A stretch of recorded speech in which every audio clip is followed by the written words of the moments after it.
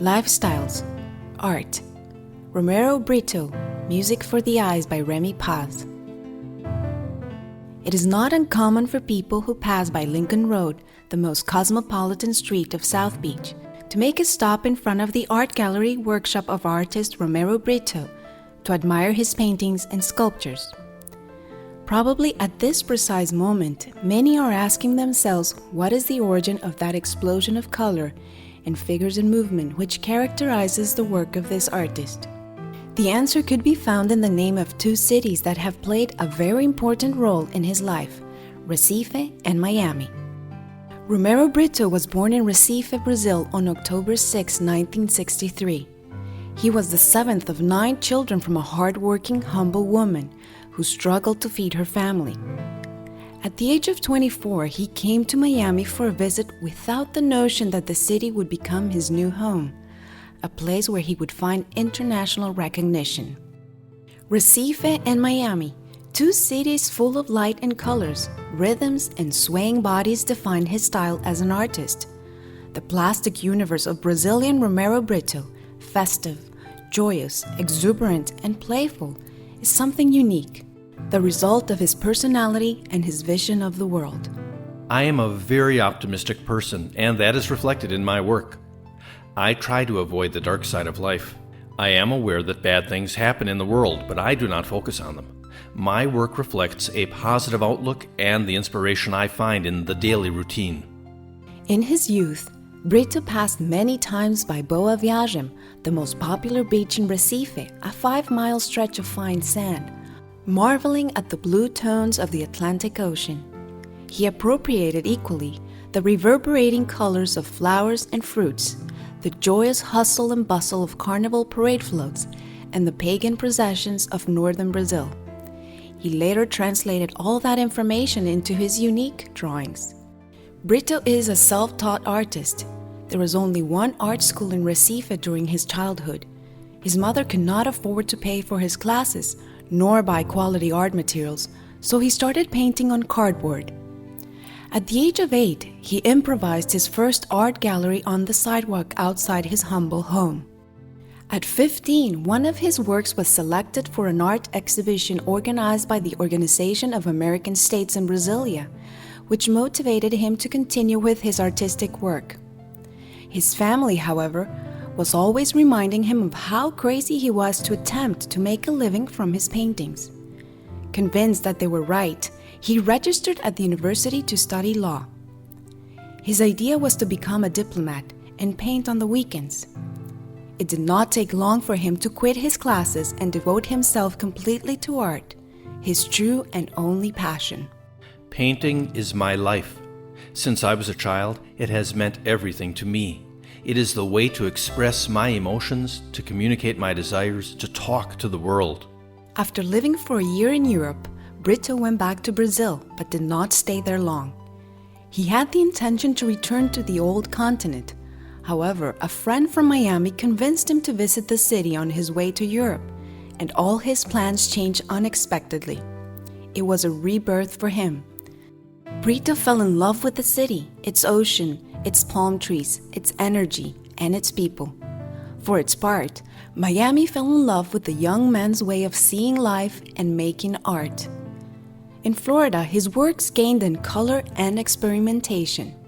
Soon after his arrival in Miami, the firm Absolut Vodka chose his designs to advertise their products, the same way they had done before with artists such as Andy Warhol and Keith Haring. Success opened its doors to Brito. After that contract, came others from corporations like Pepsi-Cola, Disney, Apple, Volvo, and many more. Even the United Nations asked him to create a series of postal stamps. Everybody tells me that I have an incredible energy that moves me, and that is true. I am dedicated to offering my art to the world. I believe in art and its possibilities to transform pain into pleasure, ugliness into beauty, despair into hope. I also believe in giving back from what I get. It is very important to me to share my success and to share my art. Every time a philanthropic organization or charity needs me, I give them priority. Helping is vital to success and growth. Defining the artistic style of Romero Brito is not an easy task. Some experts talk about his creations as neopop or neocubism. For this artist, inspiration comes from Picasso, Caravaggio, Matisse, and the Brazilian artist Francisco Bernard, who from childhood influenced his work. While living in the US, he discovered the works of Warhol, Hering, and Lichtenstein, which enriched his view of art and the world. But every simple thing in the world has had an influence on me. He says, among those simple things, music and dance are at the top of the list. I want my art to be music for the eyes, and that shows in my work. States Brito. Music, dance, and movement talk about passion, sensuality, and pleasure. The recurrent presence of these and other themes reflect my Brazilian roots, my Latino nature. When asked whether he chooses his colors or colors choose him, he does not think twice to answer. Definitely, colors choose me. They know my moods, my emotions, my desires, and particularly my daily feelings. When I go to my studio, I feel attracted to certain colors depending on the circumstances of the day. Purple, red, blue, green, yellow. They know what I am thinking, and they tell me how I should paint, how to mix them, how to apply them. Color is a powerful tool, and I respect and use that power the best way possible. Romero Brito's creativity seems inexhaustible, and he expresses himself in the most diverse ways. Oil, engraving, sculpture, ties, ashtrays, clocks, t-shirts, ceramic shoes, and even including a line of perfume.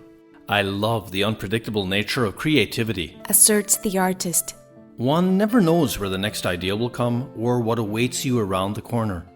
Today, his creations are part of the art collections of personalities such as Bill Clinton, Madonna, Michael Jackson, Arnold Schwarzenegger, Whitney Houston, Ricky Martin, and Michael Jordan, among others, are present at important museums and are sold in a vast international network of art galleries, including his own located in Miami, Sao Paulo, and London. His murals and sculptures are closer to the general public in universities, train stations, shopping malls, and hospitals in different countries. However, his success does not seem to have affected him, and he denies possessing special abilities as a businessman. I am not a businessman, he says. I am just lucky because many people respond to my work and support what I do. For many, Romero Brito has become Miami's painter. He accepts this denomination with pride.